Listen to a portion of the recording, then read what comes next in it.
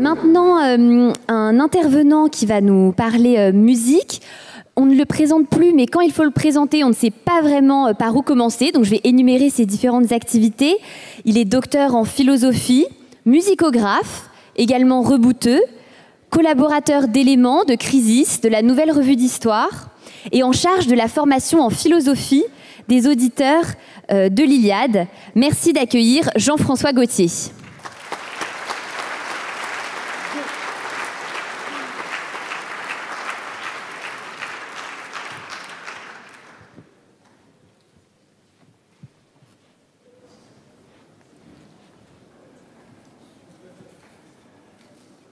Vous avez entendu depuis ce matin beaucoup de personnes très savantes.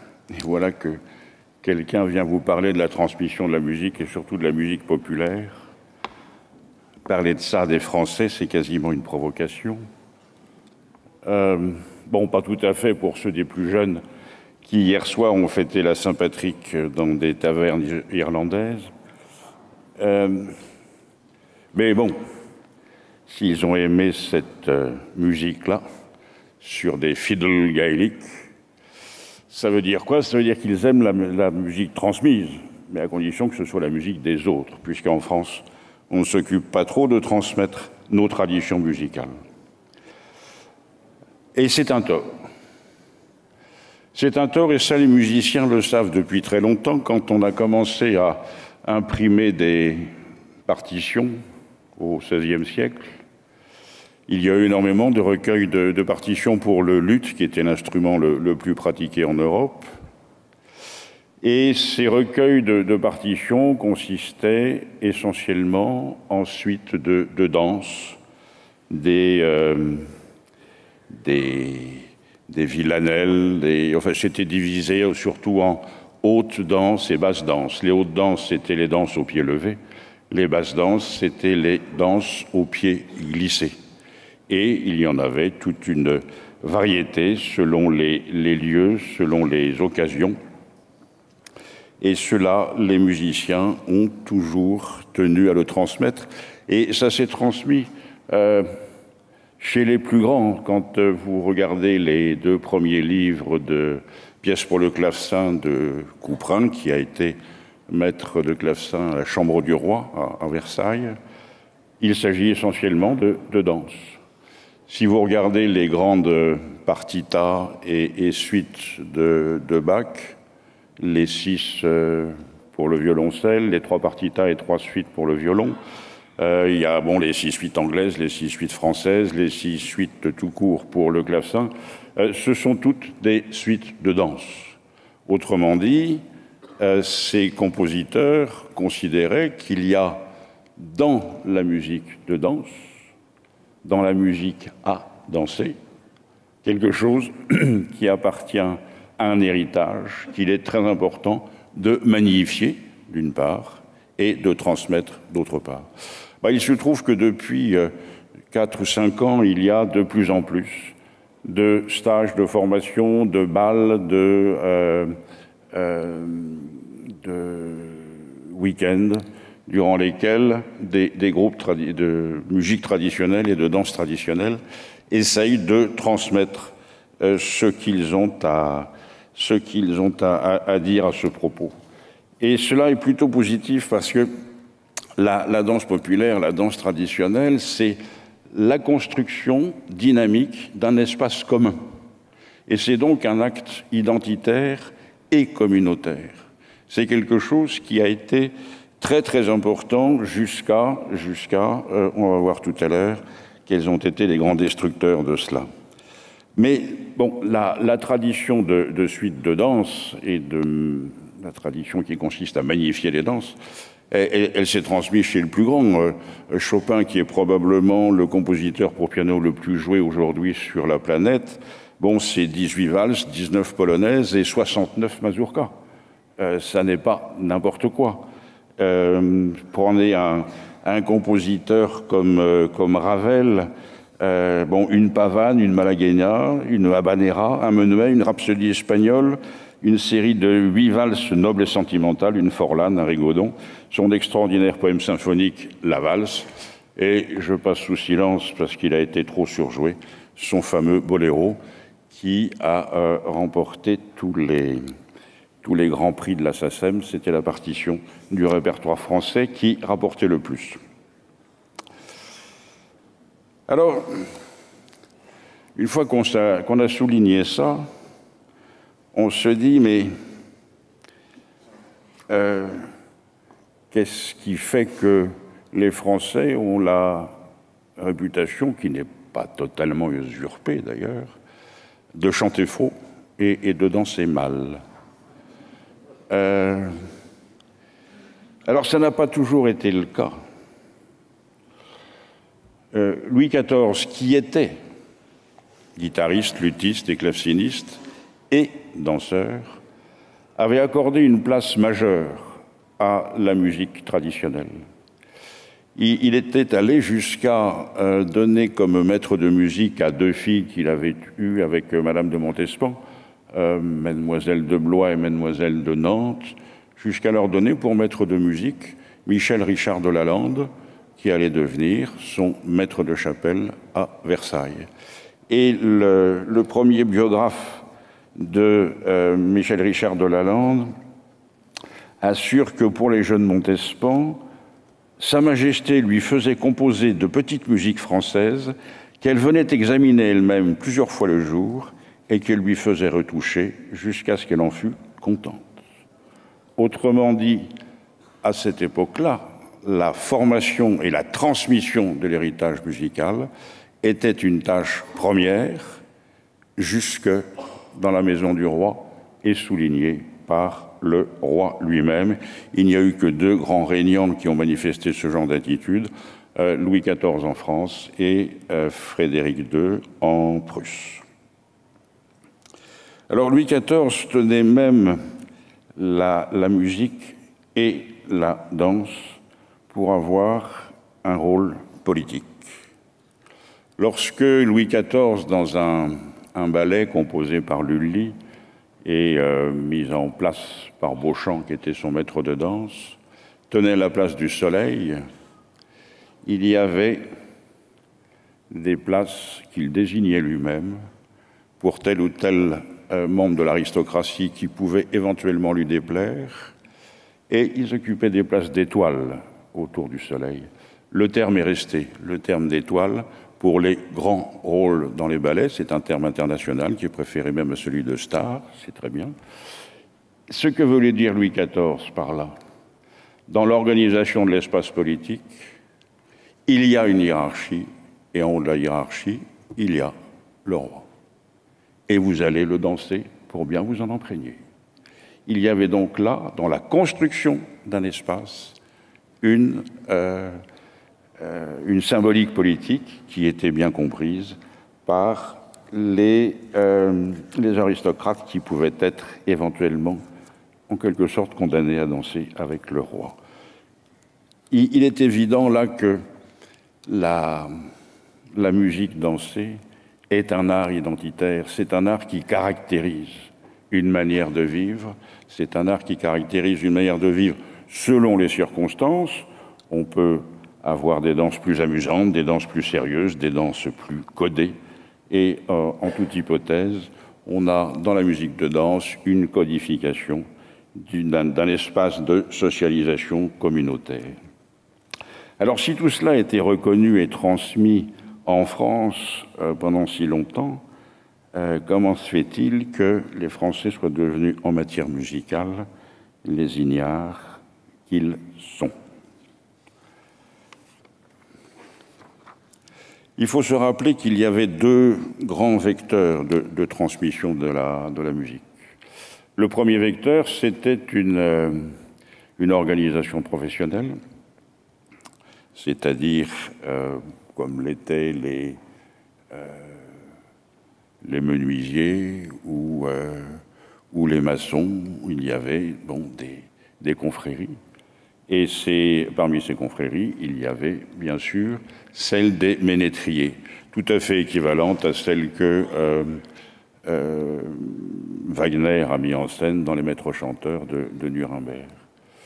Ces confréries-là ces associations professionnelles assuraient l'essentiel de l'animation musicale en milieu rural et une grande partie de ce qui se faisait dans les milieux urbains en dehors du domaine des églises. Deuxième grand vecteur, c'était précisément les églises, puisqu'elles assuraient une très très grande partie de l'instruction générale et de l'enseignement musical. C'était d'ailleurs les mêmes écoles qui dispensaient les mêmes enseignements. Ce que Bach faisait à Saint-Thomas à Leipzig. Bach avait sous sa responsabilité non seulement les cantates dominicales, mais aussi l'école Saint-Thomas. Il avait la responsabilité de l'enseignement général et bien sûr de l'enseignement musical, et c'est là qu'il prenait ceux qui allaient être ses chanteurs ou ses instrumentistes. Et ça a parfaitement fonctionné en France. Quand on voit dans les grandes séries de grands compositeurs des 17e et 18e, André Campra par exemple et Jean Gilles, qui ont laissé deux des plus magnifiques requiem de l'histoire de la musique française, ont été tous les deux des anciens élèves de la cathédrale Saint-Sauveur d'Aix-en-Provence. Jean-Philippe Rameau, qui était le grand homme du règne de Louis XV, il a été formé à la collégiale Saint-Étienne de Dijon. Michel Blavet, qui a été le créateur de l'opéra comique français, a été formé à la collégiale de Besançon. Mondonville, qui a été, alors lui, le plus grand dramaturge en musique après Rameau, il a tout appris de son métier de base à la cathédrale Saint-Just de Narbonne. Gossec, qui a été l'initiateur de la symphonie à la française, qui était un grand ami de Mozart, il a été formé à la cathédrale d'Anvers. François Giroud, François Giroud, qui a été le dernier maître de chapelle et le dernier surintendant de la musique de Louis XVI, il est sorti de la maîtrise de Notre-Dame de Paris, etc. On voit donc qu'il y avait là une pépinière de formation et de transmission qui était tout à fait extraordinaire et qui a justifié l'émergence de cette pépinière de talent. Alors, il y a eu deux problèmes à la Révolution, la fermeture des églises, donc la fermeture des médécanteries et des écoles de musique, et puis l'interdiction des corporations, c'est la loi Le Chapelier de 1791. En d'autres termes, le devoir, la tâche de formation et de transmission s'est arrêté là. Alors, il y a eu, bien sûr, la création des conservatoires par la Constituante en 1795. D'abord celui de Paris, puis il y a eu ceux de Lyon, de Bordeaux, de Nantes, de Lille, etc. Mais c'était des écoles dans lesquelles on a commencé à répondre aux urgences. Et l'urgence, c'était de former des instrumentistes avant pour accompagner les hymnes révolutionnaires en plein air. Des instrumentistes avant, pourquoi? Parce que quand on chante en plein air, c'est pas avec une contrebasse ou une harpe, et les jours de pluie, c'est pas avec un violon, il faut accompagner ça, évidemment, avec des instruments avant. Alors, il y a une conséquence pratique, c'est l'école de vent française a été la meilleure de la planète pendant 2 siècles. C'est de cette école que sont issus des gens comme le flûtiste Jean-Pierre Rampal ou le trompettiste Maurice Andry.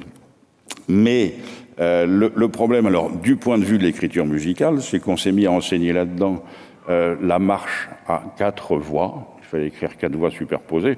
Bon, c'est de la polyphonie quand même, c'est sûr, mais c'est un enseignement qui a perduré pendant un temps fou. Berlioz, au début du 19e siècle, se révoltait contre cela en disant qu'il avait horreur de marcher, c'est pas ce genre de choses qu'il fallait écrire. Debussy, dans les années 1880, avait exactement les mêmes problèmes avec l'organisation du Conservatoire de Paris. Ce qui fait qu'il a loupé 3 fois ou 4 fois le prix de Rome. Et ça a perduré jusque dans les années 1960, puisque moi-même, j'y ai été agacé, mais avec modestie par rapport, évidemment, aux 2 précédents agacés. Donc il fallait écrire des hymnes des révolutionnaires et des marches pour tous ces hymnes, à l'arbre, à la liberté, à la mer, à l'être suprême. Il y en a même eu un au salpêtre, l'hymne au salpêtre, c'est un truc très important. Et donc là, il y avait des tâches immédiates, c'est-à-dire que les compositeurs étaient en quelque sorte dans des fonctions de service. Leur musique était ancillaire relativement aux nécessités de politique de l'heure. Alors résultat, la musique romantique française, elle n'a pratiquement pas existé. Là où les écoles germaniques peuvent aligner Beethoven, Weber, Schubert, Schumann, Brahms ou Wagner, en France, on peut aligner Hector Berlioz. Un seul. Et encore, s'est-il lui-même formé parce qu'il avait ce qui était nécessaire, une très forte personnalité et un caractère de cochon. Mais c'est le seul que nous ayons pu aligner, et l'école romantique française n'existe pratiquement pas. Alors là, les conséquences sont quand même assez graves. Il y a rupture avec les traditions populaires. Une des conséquences majeures de la rupture avec les traditions populaires, c'est que les créateurs n'ont plus ce syllabaire élémentaire qui permet d'apprendre à écrire, qui permet d'avoir des inspirations différentes, des inspirations nouvelles, surtout en matière rythmique, par exemple. Et là, il y a un très grand creux dont nous ressentons encore les effets plus de 240 ans après. Alors, cette école romantique, bon, si faible et pratiquement pouvant être ramenée à un grand esprit, Malraux avait essayé de la faire honorer. Il avait obtenu de De Gaulle qu'on puisse mettre les cendres de Berlioz au Panthéon. Et puis De Gaulle est parti en 69. Et il n'y a pas eu de suite sous Pompidou ni sous Giscard. Il y a eu une nouvelle tentative en 2000 sous Chirac qui avait accepté la chose jusqu'à ce que la LCR publie des textes de Berlioz qui n'étaient pas essentiellement pro-révolutionnaires. Donc, il a loupé le Panthéon. Bon, c'est pas plus mal pour lui. Mais la devise « aux grands hommes, la patrie reconnaissante », et elle est telle que on constate que la patrie ne reconnaît pas les musiciens. Ça n'est vraiment pas son truc. Elle préfère sans doute le scooter dans la rue du Cirque. Alors, pour ce qui concerne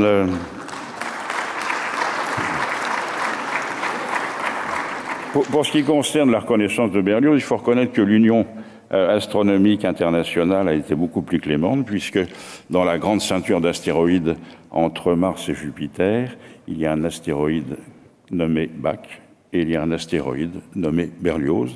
Et cet astéroïde nommé Berlioz n'a pas été baptisé comme ça par un astronome français, mais par un astronome allemand de l'observatoire de Teutoburg. Alors revenons à nos moutons, il y a quand même un moment où on s'est rendu compte qu'il y avait un problème et un petit creux dans la transmission des traditions françaises. Ça a été sous le Second Empire, et ce qui avait motivé l'intérêt pour les musiques régionales a été un livre qui avait été édité par Théodore Hersart de la Ville-Marquée, qui s'appelle le Barzaz Braïs, qui est un livre qui est à peu près régulièrement réédité, de chants populaires bretons.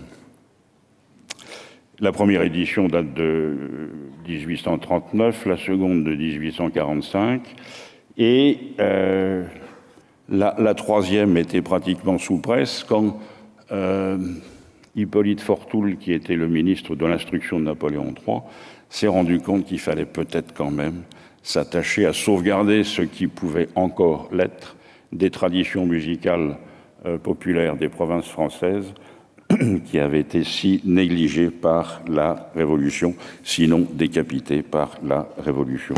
Et Fortoul a désigné 212 correspondants régionaux responsables de collectage de chants populaires un peu partout en France. Le problème pratique, c'est que Fortoul est décédé en 1858, je crois, ou 57. La mission n'était pas encore tout à fait terminée. Bon, ceux qui étaient délégués à ce genre de travail ont envoyé ça au ministère, ont envoyé leur copie, leur partition au ministère de l'Instruction. La fin de l'Empire, semble-t-il, avait d'autres soucis. Quant à la République, elle a fait ce qu'elle a toujours fait, c'est-à-dire que dès que quelque chose est régional, ça attaque évidemment l'universalisme à cause de ses particularités. Et donc, tout a été versé en 1877 aux Archives nationales, sans que personne ne prenne le temps de faire un travail de synthèse et un travail d'édition intelligent ou intéressant pour toute cette musique. Il n'y a eu à l'époque qu'un seul personnage qui a gardé sa copie et qui l'a édité. C'est un toubib de la Drôme, il s'appelait Damas Arbeau, qui a édité donc 2 volumes de chants populaires de la Provence. Pour le reste, tout est stocké dans les archives nationales, dont rien, alors, pas rien n'est sorti, parce qu'évidemment, il y a des gens qui ont souci de leur identité, qui sont allés fouiller là-dedans. En 2010, à Rennes, sont sortis 2 volumes des chants bretons de la commission Fourtoul. Mais les autres chants, ou plutôt les chants autres que bretons, eux, n'ont pas encore été exhumés. Alors, il y a là donc tout un héritage qu'il conviendrait de reprendre, de rééditer. C'est important de se soucier de ça. Je vais vous donner un exemple. Debussy a composé une suite pour orchestre, une suite de pièces pour orchestre qui s'appelle les images. Enfin, il y a des images pour piano, il y a des images pour orchestre. Et la seconde partie des images, qui est une courte symphonie en 3 mouvements, est intitulée Iberia. Et Iberia a marqué énormément les jeunes compositeurs espagnols, c'est-à-dire à l'époque Albéniz, Granados et Manuel de Falla, à tel point que Manuel de Falla a publié dans la revue musicale, peu de temps après la mort de Debussy, un article remerciant Debussy d'avoir réinitié les jeunes musiciens espagnols et leur avoir montré la route qui était pour eux la route royale de la renaissance d'une école musicale espagnole. Il y a quelque chose que Falla ne savait pas, c'est que Debussy a découvert et reconstruit des traces musicales de l'âme espagnole uniquement à partir d'un petit livre qui avait été édité par Felipe Pedrell, qui était un recueil de chants populaires espagnols. Autrement dit, ce que l'exemple de Debussy montre, c'est qu'à partir de cet héritage-là, il y a une capacité, pour les créateurs, bien sûr, de reconstruction d'une âme collective, d'une âme nationale, et c'est la raison pour laquelle il est indispensable de sauver tout cela. Il me reste... Ah bon, d'accord.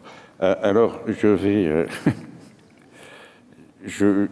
vais conclure. Oui, alors sur le thème, bon, nous avons aussi à éviter non seulement un grand remplacement démographique, mais aussi à éviter un grand remplacement musical. Et cela pour une raison qui est très simple, c'est que toutes les musiques de nos terres, de nos territoires, de nos traditions, sont des musiques qui peuvent être développées en polyphonie. Alors que celles qui viennent ne peuvent pas être développées en polyphonie, elles ne sont pas structurées pour ça.